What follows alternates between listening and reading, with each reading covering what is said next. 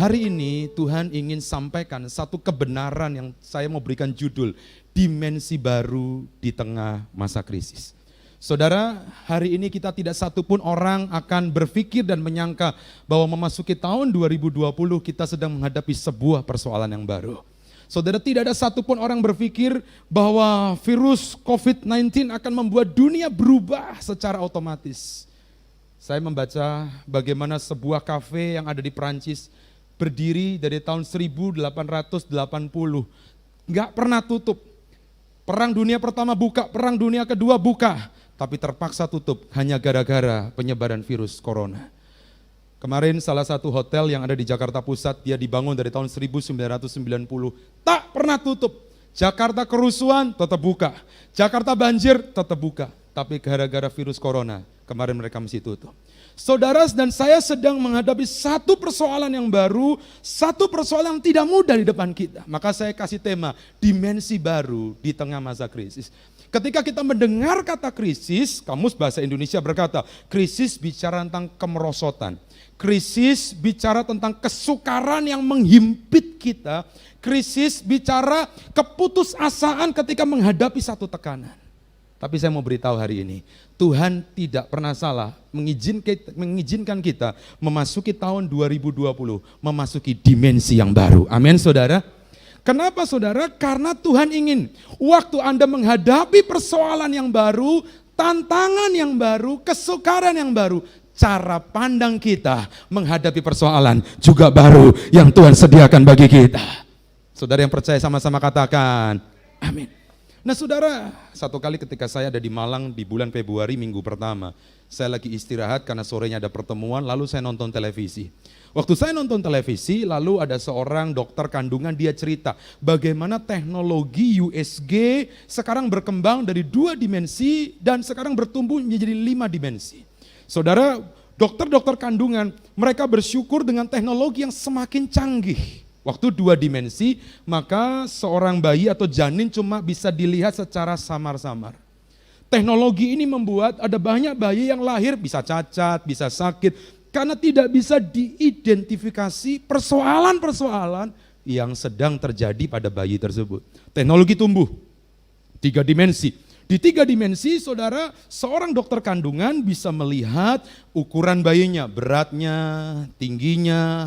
Makanya saya terkejut ketika anak saya pertama di USG, kok dokter tahu ya beratnya? Dari mana itu? Karena dengan teknologi 3 dimensi. Makin canggih, 4 dimensi.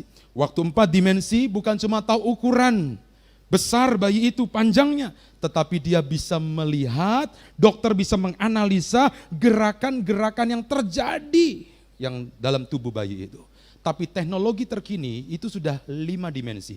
Mereka pakai yang namanya crystal view, satu teknologi yang bisa melihat organ tubuh janin bahkan sejak di dalam rahim ibunya. Saudara bisa bayangkan, teknologi yang semakin canggih membuat dokter bisa menganalisa persoalan semakin dini. Saya juga mau beritahu hari ini, bukan kebetulan kalau hari-hari ini gembala kita sampaikan, kita sedang memasuki era dimensi yang baru. Di balik semua persoalan yang baru, selalu ada jawaban Tuhan yang baru dalam hidup kita. Nah, pertanyaannya hari ini, Pak, gimana caranya saya belajar naikin level dimensi saya, supaya saya jangan ada di porsi yang lama. Karena persoalannya baru, dimensi kita juga harus baru. Mari kita buka Alkitab kita sama-sama. Lukas pasal yang ke-5, ayat yang pertama sampai dengan ayat yang ke-7.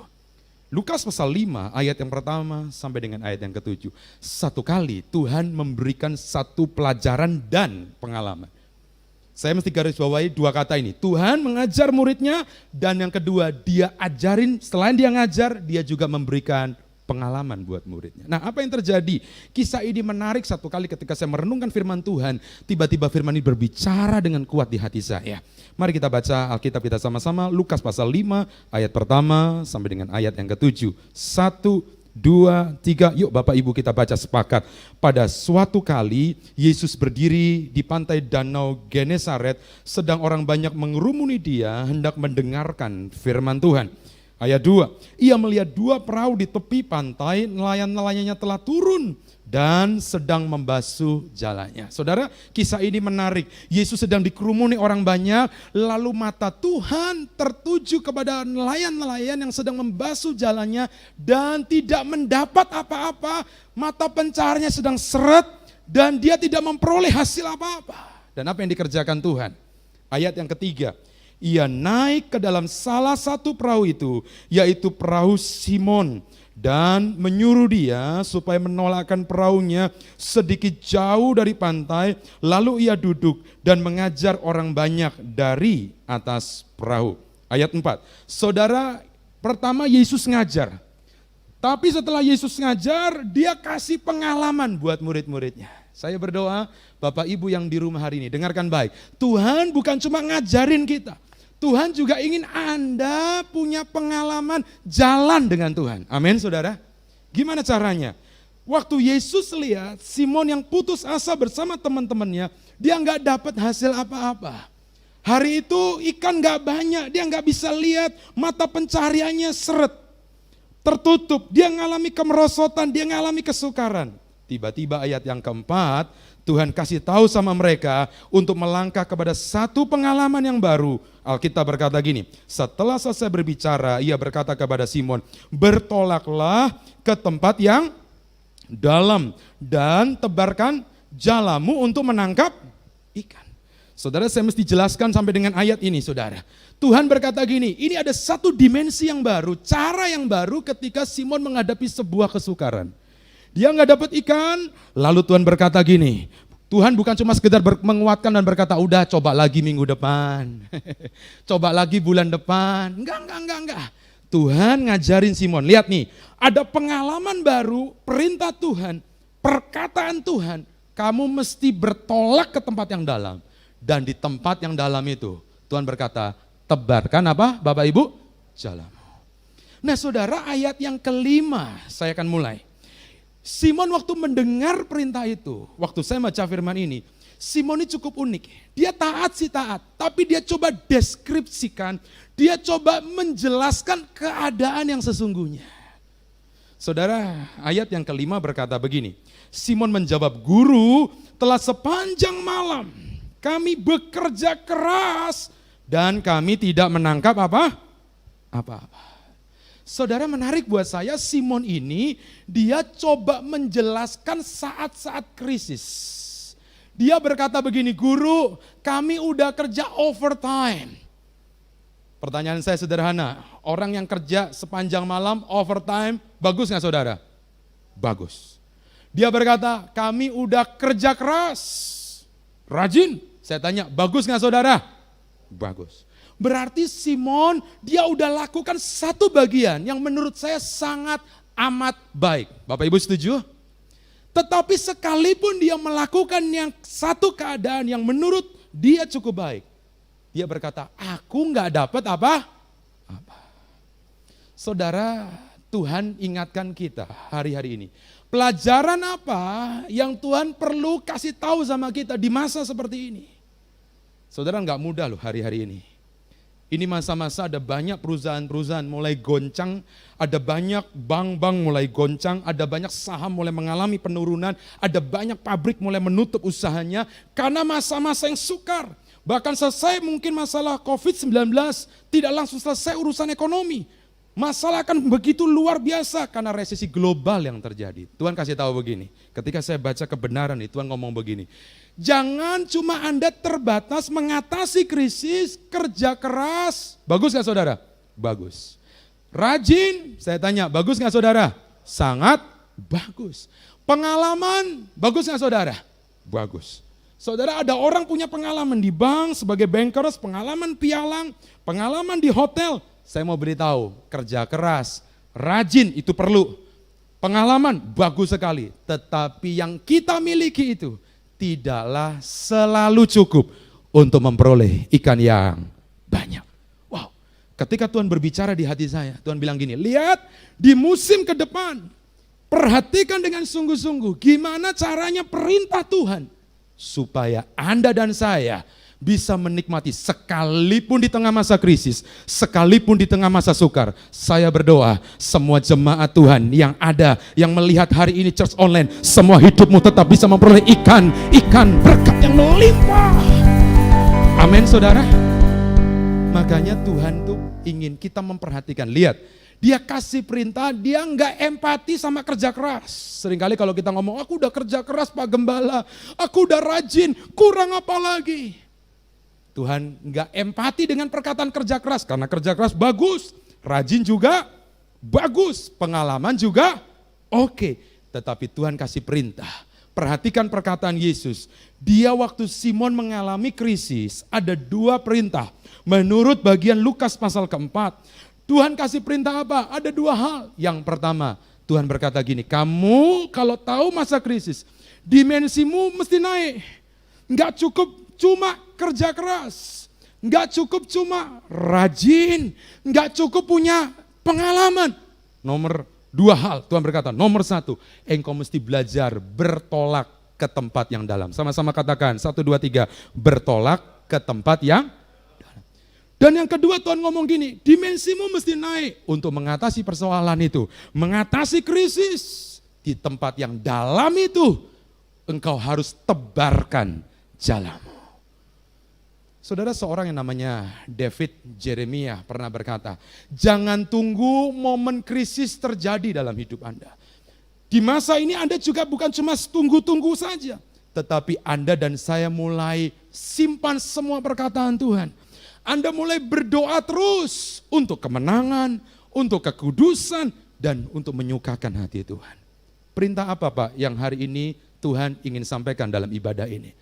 Ada 2 perintah penting yang disampaikan lewat ayat ini. Bagaimana kita bisa menikmati dimensi yang baru di masa-masa ke depan. Berapa banyak ibu, bapak yang hari ini pengen di tengah masa krisis, Anda punya dimensi yang baru. Bisa lambaikan tangan Anda di rumah. Haleluya. Ada 2 hal. Nomor 1, Tuhan kasih perintah. Ingat, Simon harus bertolak ke tempat yang dalam. Pak, bertolak ke tempat yang dalam itu di mana? Nomor 1, Simon diperintahkan Tuhan, kau mesti bertolak lebih dalam, di mana saudara? Hadiratnya. Saya ingat beberapa minggu yang lalu, Gembala sampaikan, orang yang suka tinggal dalam hadirat Tuhan adalah orang yang ngerti habitatnya sorga. Lalu Gembala kasih sebuah contoh, kalau Anda ingat, kebaktian kita tanggal 22 Maret, maka saudara Anda lihat contoh ada orang, manusia bisa berenang, manusia bisa nyelam. Pertanyaan saya, manusia tanpa alat bantu selam, bisakah dia nyelam sampai berjam-jam? Enggak mungkin saudara. Manusia kalau pengen bisa nyelam lama, dia pengen menikmati karang, dia pengen diving, dia harus pakai baju selam, dia harus pakai alat bantu selam. Tuhan ingatkan begini, di masa-masa yang sukar ini, Anda dan saya bukan cuma sekedar tahu tentang hadirat Tuhan, tetapi orang yang bisa menghormati hadirat Tuhan. Wow, hidupnya pasti akan berubah. Saudara, Obed Edom cukup tabut ditaruh 3 bulan. Cuma berapa? 3 bulan. Orang terkejut, orang kaget. Kok aneh ya? Di tengah orang lain gak terjadi apa-apa, hidup mereka gak ada terobosan. Tiba-tiba keluarga Obed Edom, rumah tangganya diberkati, anak-anaknya diberkati, pelayannya diberkati. Why? Karena orang yang selalu mengejar hadirat Tuhan, dia selalu akan melihat kemuliaan Tuhan yang semakin besar di dalam hidupnya. Saudara, setiap kali saya bangun pagi, saya selalu latih hidup saya, kejar hadirat Tuhan. Anak saya yang kedua, itu suka kritis, karena masih kecil. Dia kalau masuk pintu kamar, keluar lagi, kok papi belum selesai ya? Masuk lagi, keluar lagi, kok papi belum selesai? Satu kali dia nanya gini, papi kalau doa, kok lama banget sih? Saya ngomong, iya karena papi cari Tuhan. Lalu dia tambah lagi, karena dia anak kecil, kata guru, Tuhan itu ada di dalam hati. Ngapain papi cari-cari? Aduh. Lalu saya bilang gini, iya betul, Tuhan ada di dalam hati. Tapi kalau papi gak mendekatkan diri terus kepada Tuhan, maka nanti hati papi gak diisi lagi sama yang namanya Tuhan tadi. Kalau hatimu gak diisi sama Tuhan, maka engkau diisi sama apa saudara kira-kira? ketakutan kita, kecemasan kita, kepanikan kita, kekhawatiran kita. Saya bersyukur ada di satu wadah yang suka kejar hadirat Tuhan. Saya hampir tidak pernah melewatkan yang namanya doa fajar, saudara. Saya mesti bayar harga, bahkan sampai waktu nenek saya meninggal, dan saya mesti tunggu di rumah duka jam 3 pagi. Selesai, jam 5 pagi saya usahakan datang. Kalau saya nggak keluar kota, kalau pas saya nggak pergi, kalau pas saya nggak ada urusan, saya usahakan maksimal, semaksimal mungkin ikut doa fajar. Kenapa alasannya? Karena saya perlu hadirat Tuhan. Di hadirat itu saya memperoleh banyak hal yang Tuhan kasih tahu di dalam hidup ini. Ada 4 alasan. Nah, saya ingin sampaikan. Kenapa kok saya mendorong Anda? Ayo bertolak lebih dalam di dalam hadiratnya. Alasan yang pertama, dengarkan ini. Orang yang suka bertolak lebih dalam di hadiratnya, orang itu akan mengalami urapan dan minyak yang baru. Kalau Anda nanti baca ya, malam kan Anda banyak waktu, karena kerja dari rumah, work from home. Banyak waktu kesempatan Anda baca Alkitab. Nanti Anda baca 2 Korintus 1 ayat 21. Bahwa Yesus Kristus sudah mengurapi Anda. Saudara, waktu orang itu bertolak dalam hadiratnya, maka ada tanda Kristus di dalam hidupnya, saudara. Dengan kata lain, orang yang suka tinggal di dalam hadirat Tuhan, hidupnya itu ditandain sama Tuhan. Saudara, kalau saya reuni, maka guru itu biasanya paling ingat sama 2 golongan. Golongan yang pertama adalah murid yang paling bengal banget, paling suka bolos banget, pasti ditandain. Sama satu lagi, golongan kedua apa? Murid yang paling rajin, pinter, cerdas, pasti ditandain. Kenapa yang lain gak ditandain? Karena cuma biasa. Orang yang terima urapan, hidupnya itu ditandain sama Tuhan. Saya itu baca kebenaran firman Tuhan. Satu kali Daud tuh ngomong gini, Mazmur 71 ayat 7, bagus. Nanti Anda renungkan ya. Bagi banyak orang, aku adalah tanda ajaib. Saya waktu baca firman itu tiba-tiba roh saya bergelora. Kok Daud berani-beraninya bilang, bagi banyak orang hidupku itu seperti tanda ajaib. Lalu dilanjutkan ayat itu, karena aku berlindung di dalam namamu. Saya mau beritahu di masa ini, orang yang suka tinggal dalam hadirat Tuhan, urapan Tuhan akan mengalir atas hidupmu. Urapan Tuhan mengalir atas keluargamu. Urapan Tuhan mengalir atas bisnismu. Orang yang diurapi, bisnis yang diurapi, keluarga yang diurapi akan ditandai Tuhan dan dibela oleh Tuhan. Yang percaya sama-sama katakan, saya berdoa di tengah masa sukar, ada tanda ajaib dalam hidupmu. Kasih tahu sama keluargamu yang lihat acara ini, kasih tahu ada tanda ajaib bagi hidupmu. Wow. Tapi yang kedua, kenapa kok Tuhan pengen dimensi hadirat Tuhan mesti naik dalam hidupmu? Alasan yang kedua, supaya Anda menerima kuasa dan kekuatan yang baru. Pak, orang yang berdoa apakah kekuatannya bertambah? Ya, pasti. Itu ayatnya, Kisah Rasul 4 ayat 31. Kalau Anda baca, jemaat mula-mula di tengah ketakutan karena dikejar-kejar waktu dia memberitakan firman. Dia berdoa, dan ketika berdoa goyang itu tempat loh, saudara. Waktu Paulus dan Silas di penjara, dibelenggu, dijagain pengawal di depan, dia berdoa. Sekali lagi Tuhan membuktikan kuasa doa membuat satu kekuatan yang baru. Saudara, orang yang suka tinggal dalam hadirat Tuhan, dia itu punya kekuatan. So, karena Anda punya kekuatan, Anda bisa memikul banyak hal yang terjadi dalam hidup Anda. Saya punya pengalaman sederhana.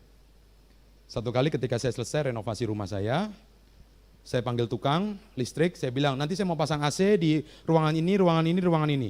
Saya mau pakai microwave, kulkas, televisi, water heater, dan semua yang berhubungan dengan listrik. Saya tanya berapa daya yang dibutuhkan. Lalu tukang itu bilang, ya Pak naikin segini juga cukup. Saudara, saya datang ke PLN, saya minta dayanya dinaikin. Oke. Daya selesai dipasang, apa yang terjadi saudara? Selesai renovasi saya coba semua, AC semua kamar saya nyalakan pada waktu yang bersama, microwave saya gunakan di waktu yang bersamaan, kulkas saya nyalain, water heater dipakai, semua dinyalain, dan tiba-tiba saudara, waktu semua on, tiba-tiba listriknya jepret saudara. Saya kaget, saya hidupin lagi, jepret lagi, saya hidupin lagi, jepret lagi. Lalu saya tanya sama tukangnya, ini kok jebret terus? Kenapa jeglek terus? Kenapa turun terus? Dia berkata, Pak, karena dayanya kurang. Loh, saya bilang, loh kan saya udah bilang bahwa kamu mesti hitung supaya kalau saya nyalain semuanya dayanya cukup. Lalu tukang ini berkata, iya Pak, saya mikir Bapak nggak nyalanya sama-sama. Kalau nyalain masing-masing, sendiri-sendiri mungkin kuat. Saudara, orang yang suka tinggal dalam hadirat Tuhan, orang itu punya satu kekuatan, power dalam hidupnya. Tantangan bisa datang, persoalan bisa datang dalam hidupnya. Tapi karena dia punya kekuatan, dia bisa mengatasi semua persoalan. Ada kapasitas sorga yang menyertai hidupnya. Kalau Anda baca nanti ya, kisah Daud dikejar-kejar 10 tahun. Nggak gampang loh, 10 tahun, 16 tempat pelarian. Hampir berkali-kali Saul menangkapnya. Tapi karena dia tinggal dalam hadirat Tuhan, dia selalu menerima kekuatan yang baru yang Tuhan sediakan. Saya berdoa di masa-masa yang seperti ini, keluargamu, pekerjaanmu, usahamu tetap memperoleh kekuatan yang baru untuk bisa memikul, menopang semua yang terjadi. Yang percaya katakan amin. Tapi yang ketiga, apa alasannya, Pak? Supaya saya bertolak ke tempat yang dalam. Alasan yang ketiga, supaya Anda hidupmu nggak merasa lonely. Saya ada satu kiriman di WA karena rame. Saudara, semua orang hari ini, jadi kalau yang sekolah homeschooling, kalau yang ibu-ibu home shopping, kalau yang kerja homework, saudara, tapi bagi yang jomblo home alone, saudara. Saudara, mungkin hari ini Anda ngerasa satu keadaan, kok aku rasanya sendiri ya. Saya ketemu dengan beberapa teman dan hari ini mereka lagi mikir, gimana ya? Kok kayaknya gak ada jalan keluar ya? Saya mau beritahu loh, di saat kita gak berdaya, orang yang kejar hadirat Tuhan, maka dia selalu melihat ada tangan Tuhan yang bisa topang hidupnya. Saya punya pengalaman, kalau saya main di Ocean Park di BSD, maka ada satu namanya kolam arus, saudara. Anak saya, dia masih kecil, kalau belum ada wave, karena biasanya jam tertentu ada wave, bunyi sirine, wing. Kalau nggak ada sirine, lancar, anak saya berani, sekalipun cuma segini. Tapi kalau udah wave, maka dibuat gelombang itu cukup cepat, sehingga anak saya yang kecil, karena dia nggak bisa berenang, dia bisa kelelep, saudara. Kalau udah bunyi sirine, anak saya tuh suka wave, dia suka gelombang. Tapi gimana caranya? Dia tahu kalau dia jalan sendirian, dia pasti jatuh, dia pasti kelelep. Makanya waktu udah ada bunyi sirine, dia langsung bilang, Pi, gendong dong Pi, gendong dong Pi. Saudara, kalau di rumahmu ada lukisan pasir, Anda ingat ya lukisan pasir, waktu gelombang di laut, di pantai itu aman, maka ada 4 jejak kaki, betul? Tapi ketika ada pasang, ketika ada masalah, ombaknya besar, tinggal sisa 2 jejak kaki. Pertanyaan saya, kira-kira 2 jejak kaki itu jejak kakinya siapa Bapak Ibu? Tuhan berkata, firman-Nya berkata, aku akan menggendong engkau sampai masa putih rambutmu. Jangan pernah takut, di saat kita nggak berdaya, kuasa Tuhan akan selalu sempurna. Sambil angkat tanganmu katakan, di saat ku tak berdaya, kuasa-Mu yang sempurna. Ketika ku percaya, mujizat itu nyata, bukan karena kekuatan, namun Roh-Mu ya Tuhan. Ketika ku berdoa, mujizat itu nyata. Saudara, saya berdoa, waktu Anda mengalami masa-masa ini, yuk kita bertolak lebih dalam hadirat-Nya. Supaya Anda gak merasa sendiri. Ada Tuhan yang bisa angkat hidup Anda. Ada Tuhan yang bisa gendong hidup Anda. Dan alasan yang keempat, kenapa kita mesti bertolak lebih dalam hadirat-Nya? Supaya roh kita bangkit, saudara. Pak, kenapa roh saya harus bangkit?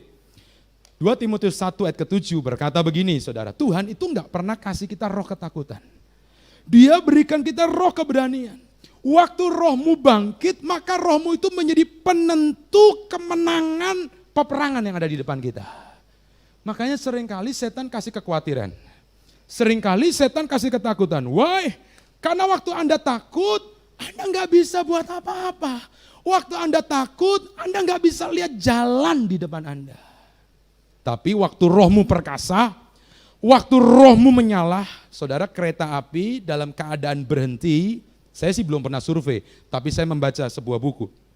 Katanya, kalau dikasih balok sebesar tebalnya 120 cm, maka kereta dalam keadaan diam, itu nggak bisa jalan kemana-mana. Tapi dengarkan baik, ini baik. Kalau kereta lagi jalan nih, kecepatan full power, dia bisa nembus tembok yang tebalnya 12 meter. Saya mau beritahu hari ini, kalau rohmu terus terkoneksi dengan kerajaannya, Alkitab berkata, roh yang dalam kita jauh lebih besar dari setiap roh-roh yang ada dalam dunia ini. Apapun yang terjadi, kita bisa ambil alih, kita bisa rebut kembali. Yang percaya sama-sama katakan amin. Saya berdoa, apa yang disampaikan oleh gembala di 5 area, secara spiritual, mental, family, financially, physically, 5 area ini ke depan di tengah masa sukar. Saya berdoa semua Bapak Ibu yang lihat acara ini, yang ikut ibadah online hari ini, semua kita bisa rebut kembali. Coba kita ngomong sama-sama bilang, mari Bung, rebut kembali.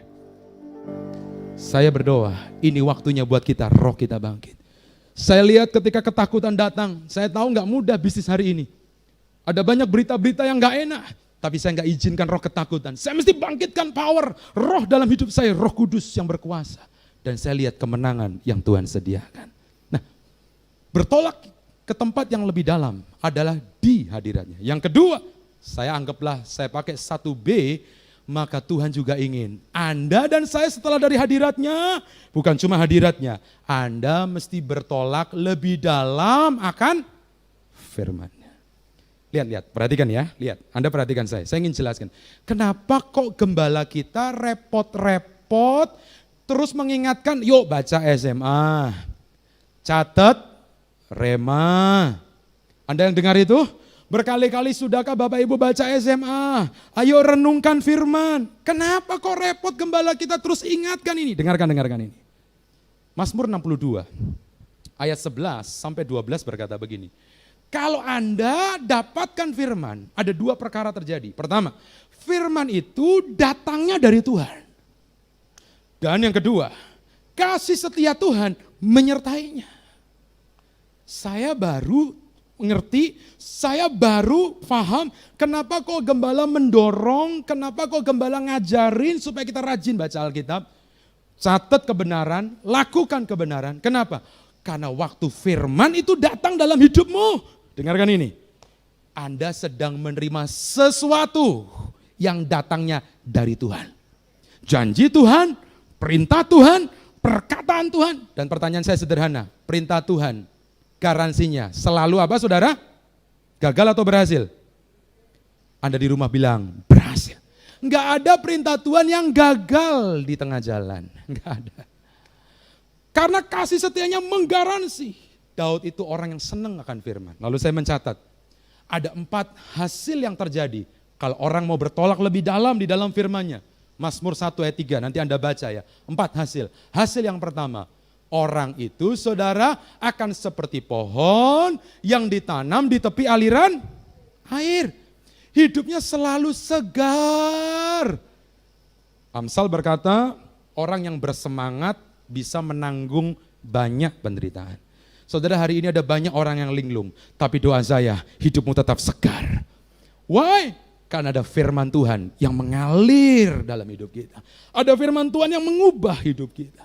Yang kedua, Mazmur 1 ayat 3 berkata, wah saudara, waktu saya ngerti ini saudara, saya makin getol baca firman. Saya makin banyak catat rema-rema firman. Alasannya kenapa? Saya ngerti waktu orang suka baca firman. Yang kedua, bukan cuma kesegaran. Dia janji loh, Alkitab berkata, dia selalu menghasilkan buah pada musimnya, alias selalu ada panen. Di musim yang seperti ini, doa saya, buah-buah terus engkau dan aku bisa hasilkan. Selalu ada panen. Makanya Daud sekalipun dia menghadapi masa-masa yang tidak mudah dalam hidupnya, dia selalu berkata, orang yang kesukanya Taurat Tuhan dan merenungkannya siang dan malam. Bukan cuma segar, dia selalu ada panen. Yang ketiga, apa yang terjadi waktu orang itu suka merenungkan firman? Enggak pernah layu daunnya. Selalu ada sukacita. Haleluya. Saudara, saya enggak tahu apa yang terjadi hari ini. Bukan uang yang membuat kita hari ini bersukacita. Saudara, ada banyak kejadian-kejadian sebelum COVID-19. Orang berpikir punya duit banyak, sukacitanya makin banyak. Tapi gara-gara COVID-19, saudara, membuktikan uang bukanlah segala-galanya. Dulu kalau ada kerusuhan, ada masalah di Indonesia, orang berlomba-lomba pindah ke Singapura, Australia, Inggris. Sekarang COVID-19, saudara, walaupun Anda punya duit, masuk di negara-negara, itu pun dikarantina, saudara. Gak mudah. Tapi kalau sukacita karena firman, hidupmu pasti perkasa. Dan yang keempat, ini dahsyat loh. Dia janji, dengarkan ini Bapak Ibu. Orang yang suka akan firman Tuhan, apa saja yang diperbuatnya berhasil. Artinya apa? Selalu ada solusi. Nah, saya mau jelaskan ini, Lihat, saya perhatikan. Pertanyaan, ada satu orang bertanya, Pak, bisa nggak sih orang Kristen gagal? Coba Anda pikirkan baik-baik. Bisa nggak sih orang Kristen failed? Kok kayaknya bertentangan dengan ayat ini? Kok kayaknya berlawanan dengan tulisan ayat ini? Bukankah itu berkata gini, apa saja yang diperbuatnya? Anda dikatakan berhasil. Lalu saya jelaskan gini.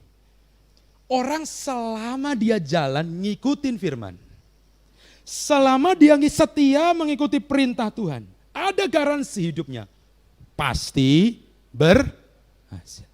Lalu saya mulai cerita kisah Yosua.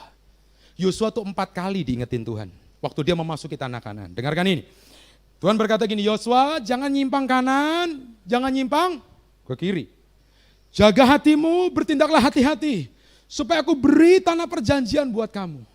Saudara, Yosua ikutin apa kata Tuhan. Dia lewatin sungai Yordan terbelah. Peristiwa Laut Merah terulang kali kedua. Wah, mujizat, semua orang Israel bersuka cita. Dia lihat kemenangan, haleluya. Ketemu tembok Yeriko yang tebal, tinggi. Perang kali ini, Tuhan ngomong gini, kamu gak usah perang. Kali ini kamu tiup sangkakala. 7 kali keliling, putaran yang ke-7, 7 kali lagi. Kamu kelilingin, aku akan buat musuh dikalahkan. Dikerjakan Yosua, pertanyaannya, Yosua menang gak saudara? Menang. Dia setelah merobohkan tembok Yeriko bersama dengan Tuhan, masuk satu kota yang namanya Ai. Saudara, kalau ada baca arti kata Ai, itu arti katanya adalah puing. Sesuatu yang kecil atau bahasa sederhananya recehan. Bayangkan kalau tembok Yeriko bisa diruntuhkan, kira-kira Ai bisa dikalahkan enggak saudara? Seharusnya bisa. Tapi kalau Anda baca di rumah nanti, Yosua pasal 7. Yosua itu seorang komandan yang bagus. Dia kasih pengintai, cek. Dan pengintainya berkata, benar Yos. Benar komandan, ini kotanya kecil, enggak berarti. Lalu Yosua bilang gini, oke, kalau gitu kirim 3.000 pasukan aja. Yang lain istirahat. Kirim 3.000, loh yang gede aja bisa Tuhan hancurkan, apalagi yang kecil. Tapi dikirim 3.000, Alkitab bilang, waktu dia kirim 3.000, Yosua mungkin nonton lewat televisi. Dia cuma pengen dengar kabar, Israel menang. Tapi ketika dia dengar kabar itu, apa yang terjadi? 36 tentaranya, saudara, tewas dan orang Israel lari bukan face to face. Tapi mereka lari membelakangi musuhnya alias dikejar-kejar sama musuhnya. Waduh, bagi Yosua sebuah kekalahan, sebuah kegagalan tidak bisa ditoleransi. Karena Tuhan janji tanah Kanaan sudah akan diberikan kepada siapa saudara? Yosua. Waktu dia berdoa, Tuhan bilang gini, karena ada satu orang yang namanya Akan. Akan itu dikasih nama sama ibunya, arti kata Akan kalau Anda cari bahasa Ibraninya artinya kesukaran. Saya nggak tahu kenapa ada orang tua kasih nama anak Sukar saudara.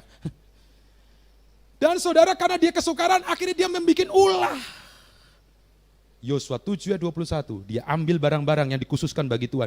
Tuhan bilang jangan loh, dia ambil, dia curi. Dan apa yang terjadi? Yosua mesti beresin dosa Akan. Dia dibuang ke lembah Akor. Akor artinya juga kesukaran. Saudara, ini orang yang suka buah sukar masuk ke dalam kesukaran. Dan setelah Akan diberesin, perang lagi lawan Ai. Kalau Anda baca Alkitab, saya tanya, Yosua menang gak saudara? Yang keras di rumahmu, Anda katakan, menang. Jadi kalau kita gagal dalam hidup ini, jangan-jangan ada bagian firman yang belum kita setia untuk kerjakan. Saya berdoa di masa seperti hari ini, pastikan hidup kita, yuk kita renungkan firman, catat firman, kerjakan firman, maka hidupmu akan Tuhan membuat engkau selalu berhasil. Tapi bagian yang kedua, ini bagian yang terakhir. Nomor satu perintah Tuhan, bertolak ke tempat yang lebih dalam. Hadiratnya, firman-Nya. Tapi yang kedua, di tempat dalam itulah Anda mesti belajar tebarkan jala. Gimana sih Pak? Apa sih makna menebarkan jala? Yang pertama saudara, makna menebarkan jala artinya Anda mulai tebarkan jala syukur kita sama Tuhan. Mazmur 100 ayat 4, Alkitab berkata begini, mari masuki gerbang Tuhan dengan ucapan syukur, masuki pelataran Tuhan dengan puji-pujian. Pak, kenapa saya mesti tebarkan jala syukur Pak? Bukankah di tengah saat ini baiknya saya ngomel, baiknya saya menggerutu. Dengarkan ini. Orang yang bisa bersyukur, dia sedang mengakui bahwa Anda dan saya punya Allah yang tidak terbatas. Tapi orang yang menggerutu, orang yang ngomel, sedang mengakui bahwa Allah kita itu terbatas. Makanya orang yang menggerutu, dia nggak lihat apa-apa dalam hidupnya. Tapi kalau orang yang bisa bersyukur, bagi Tuhan tidak ada yang mustahil. Saya berdoa di hari-hari ini kalau saya mesbah, saya tebarkan jala syukur saya. Sekalipun saya belum lihat, saya tebarkan jala syukur saya. Karena saya tahu Allah yang saya sembah adalah Allah yang tidak terbatas. Saya sempat ngomong sama salah satu karyawan yang ada di klien saya. Dia bilang gini, nanti gimana ya Pak? Kita bisa di PHK padahal dia Kristen. Saya bilang gini, kamu jangan takut karena kau punya Allah yang tidak terbatas. Yang bisa buat apa saja. Yang tidak mungkin menjadi apa? Mungkin. Yang kedua, tebarkan jala perkataan iman. Paulus berkata 2 Korintus 4:13, karena aku percaya, aku berkata-kata. Kalau Anda percaya, maka dalam firman itu Anda ngomong perkataan iman itulah akan mengubah masa depan hidup kita. Saudara, Paulus pernah berkata, aku ini dijepit berkali-kali, ditindas berkali-kali, tapi aku nggak pernah kejepit. Aku dianiaya, tapi aku nggak pernah sendirian. Aku dihempaskan, tapi nggak pernah binasa. Aku udah hampir putus asa karena aku habis akal, tapi aku tidak pernah menyerah. Saya berdoa, sekalipun ada jalan yang Anda belum lihat, Anda tetap bisa percaya. Sekalipun Anda lihat jalan di depanmu, keadaan yang apapun yang terjadi, kita tetap percaya kepada perkataan firman-Nya. Sambil angkat tanganmu kita katakan, ku tetap percaya. Walau ku tak melihat jalan di depanku, tak pernah ku ragu, ku tetap menyembah. Apapun yang terjadi di dalam hidupku, tak pernah ku ragu, ku tetap percaya. Sekali lagi katakan, ku tetap percaya, walau ku tak melihat jalan di depanku, tak pernah ku ragu, ku tetap menyembah. Apapun yang terjadi di dalam hidupku, tak pernah ku ragu. Katakan, ku tetap percaya. Saya tahu bisnis ke depan gak ada yang tahu. Kemarin saya ketemu sama satu klien yang punya toko bangunan, dia berkata tiba-tiba harga naik Pak, dolar berubah, saya juga gak tahu. Tapi saya mau beritahu, Tuhan tetap sanggup menolong Anda. Dan yang ketiga, tebarkan jala kesetiaanmu dan ketaatanmu terhadap firman Tuhan. Saudara, tiba-tiba satu pagi, saya mau akhiri dengan kisah ini. Satu pagi saya bergumul sama Tuhan. Di tengah masa seperti ini. Saya ajak mesbah istri saya, dan tiba-tiba saya itu terbuka mata saya. Tiba-tiba roh Tuhan tuh berbicara di hati saya. Kamu perhatiin tuh, Ishak di tengah masa kekeringan di Gerar. Kelaparan udah terjadi berulang kali. Tapi Kejadian 26 mencatat, kejadian itu kelaparan terjadi sangat besar di musim seperti itu. Tiba-tiba Tuhan berkata, Ishak, kamu jangan pergi ke Mesir. Mesir bicara lambang dunia, jangan ikuti pola dunia, cara dunia, sistematis dunia saja. Tapi Tuhan berkata, tetap tinggal di sini. Karena seperti aku sudah berjanji, bersumpah kepada ayahmu, aku tetap akan memberkati hidupmu. Saudara, Ishak di masa seperti itu, saudara nggak mudah loh, musim kering, dia mesti stay di situ dan Tuhan berkata tabur. beri. Dan waktu dia menabur, saudara, Alkitab menulis, wah itu bagus banget, Alkitab. Nanti Anda baca, yuk baca. Kalau Anda punya Alkitab, segera temukan Kejadian 26 ayat 12 sampai 13. Ini bagus, ayatnya berkata gini. Maka menaburlah Ishak di tanah itu, dan dalam tahun itu juga ia mendapat hasil 100 kali lipat. Tuhan ngomong bukan tahun depan, tapi tahun itu juga. Waktu taburan di musim paceklik, Anda akan lihat Anda bisa menuai di masa krisis. Alasannya kenapa? Sebab ia diberkati oleh siapa, saudara?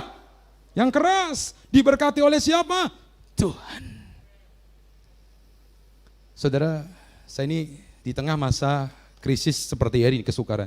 Tiba-tiba ada satu jemaat yang memang klien saya, jemaat WTC, lalu dia tuh kesaksian. Dia kasih foto gini, Pak, saya ini aneh ya. Di masa-masa dari Januari barang udah mulai susah karena China mulai ditutup dan segalanya. Pak, saya ini aneh. Setahun setengah yang lalu perusahaannya udah hampir tutup, udah hampir bangkrut. Saudara, lalu dia dengar khotbah gembala untuk belajar kasih dua hal. Satu, perpuluhan. Kenapa kasih perpuluhan? Supaya sorga selalu terbuka. Supaya selalu ada persediaan makanan. Supaya selalu ada pagar. Dan yang kedua, punya taburan. Supaya apa? Terjadi multiplikasi. Saudara, dia bilang gini, perusahaannya udah hampir dijual, tapi gak ada yang mau beli, saudara. Sekalinya mau beli, ditawarnya murah sekali. Lalu dia ambil sikap, keputusan, lakukan firman. Dia tabur, saudara, perpuluhan. Dia bawa perpuluhan, dia bawa taburannya. Buah sulung dia kembalikan. Dan apa yang terjadi? Kira-kira 2 bulan lalu saya meeting dengan dia. Dia cerita gini, Pak, aneh loh Pak, dia tuh perusahaan media iklan. Ada satu kebijakan yang membuat perusahaan itu sebenarnya tidak bisa on terus. Tetapi di masa seperti ini, Tuhan bisa memberkati perusahaannya. Dia bilang gini, Pak, corona bisa ada Pak di Indonesia. Tapi project ini Pak, ini langsung datang terus. Saya cuma nanya gini, loh udah dibayar belum? Pak, ini duitnya udah masuk semua Pak. Saya mau bilang buat Anda, orang-orang yang bertolak ke tempat yang lebih dalam dan menebarkan jalannya dalam kesetiaan, Anda akan lihat ada dimensi yang baru, ada mujizat yang baru yang Tuhan akan buat dalam hidupmu. Ketika saya bangun pagi itu, istri saya masih tanya lagi, gimana? Kita masih siap nabur nggak? Saya berkata, lanjutkan. Kerjakan. Kenapa? Saya begitu percaya kalau Tuhan bisa memberkati Ishak, Tuhan yang sama yang kita sembah, Allah Abraham, Allah Ishak dan Allah Yakub, Allah yang sanggup memberkati semua kita yang ada di tempat ini. Makanya Rick Warren pernah berkata, Tuhan itu pengen setiap kali Anda mengalami kendala, menghadapi persoalan, selalu lihat kesempatan yang Tuhan berikan. Every problem has potential. Setiap problem, masalah, Anda lihat ada potensi di sana. Bahkan every crisis is an opportunity for ministry. Anda selalu melihat ada kesempatan-kesempatan yang baru dalam pelayananmu. Saya percaya, saudara, di musim seperti ini, Pentakosta yang ketiga sedang dicurahkan besar-besaran buat Indonesia dan bangsa-bangsa. Bahkan lewat semua kesukaran kita, percayalah, semuanya digunakan untuk kemuliaan Tuhan. Mari kita persiapkan perjamuan kudus kita hari ini. Mari persiapkan roti dan anggur di hadapan Tuhan. Sebab apa yang telah kuteruskan kepadamu telah aku terima dari Tuhan. Yaitu bahwa Tuhan Yesus pada malam waktu ia diserahkan, ia mengambil roti. Mari angkat roti di tangan kanan kita tinggi-tinggi di hadapan Tuhan. Dan sesudah itu ia mengucap syukur atasnya. Ia memecah-mecahkannya dan berkata, inilah tubuhku yang diserahkan bagi kamu. Perbuatlah ini menjadi peringatan akan aku. Bukankah roti yang kita pecah-pecahkan adalah lambang persekutuan kita dengan tubuh Kristus? Mari kita makan bersama-sama dalam nama Yesus.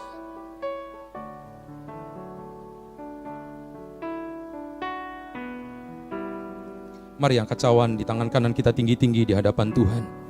Demikian juga ia mengambil cawan sesudah makan. Lalu berkata, cawan ini adalah perjanjian baru yang dimeteraikan oleh darahku. Perbuatlah ini setiap kali kamu meminumnya, menjadi peringatan akan aku. Bukankah cawan pengucapan syukur yang atasnya kita bersyukur adalah lambang persekutuan kita dengan darah Kristus? Mari kita minum bersama-sama dengan iman dalam nama Yesus. Mari angkat tanganmu kepada Tuhan. Bersyukurlah hari ini. Sekalipun kau belum lihat jalan Tuhan, tetaplah percaya. Sekalipun engkau hari ini belum melihat ada banyak jalan di depanmu, jangan pernah ragu, tetaplah menyembah Tuhan. Oh ralabasyakataka ralabataka ralabataka. Oh ralabataka ya ralabataka ralabataka. Oh ralabataka ralabataka. Waktu kau menerima tubuh dan darahnya hari ini, maka kuasa bilurnya, kuasa kemenangannya Tuhan akan nyatakan di dalam nama Yesus. Yang sakit hari ini Tuhan sudah sembuhkan, yang lemah Tuhan sudah kuatkan, yang susah Tuhan sudah hiburkan. Hari ini mujizat demi mujizat Tuhan kerjakan bagi umatnya. Tuhan kerjakan bagi umatnya hari ini. Orang yang menanti-nantikan Tuhan akan beroleh kekuatan yang baru. Setiap keluarga Tuhan akan bela. Pekerjaan anak-anakmu Tuhan akan bela. Usaha anak-anakmu Tuhan akan bela. Kami akan lihat sekalipun di masa krisis, sekalipun di masa yang tidak mudah, tangan Tuhan tetap akan mengangkat umatnya. Terima kasih Tuhan, kami bersyukur untuk ibadah hari ini. Kami bersyukur untuk lawatan-Mu. Kami bersyukur untuk kebenaran-Mu. Kami percaya Tuhan, hari-hari depan kami Tuhan yang pegang. Masa depan kami ada selalu dalam tuntunan-Mu. Karena kami yakin Tuhan sudah menyiapkan rancangan demi rancangan yang luar biasa dalam hidup kami. Mari angkat dua tanganmu di hadapan Tuhan. Siapkan hidupmu, alami anugerahnya. Biarlah berkat damai sejahtera yang berlimpah-limpah daripada Allah kita di surga. Berkat damai sejahtera daripada Tuhan kita Yesus Kristus.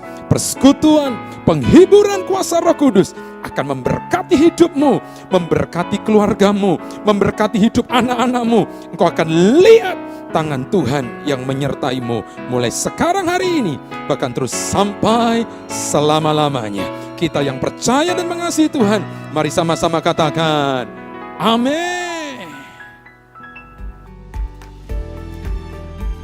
Thank you for joining us online. Kami percaya Anda diberkati dengan setiap pesan-pesan Tuhan hari ini. Sampai berjumpa kembali minggu depan di dalam ibadah online berikutnya. Tuhan Yesus memberkati.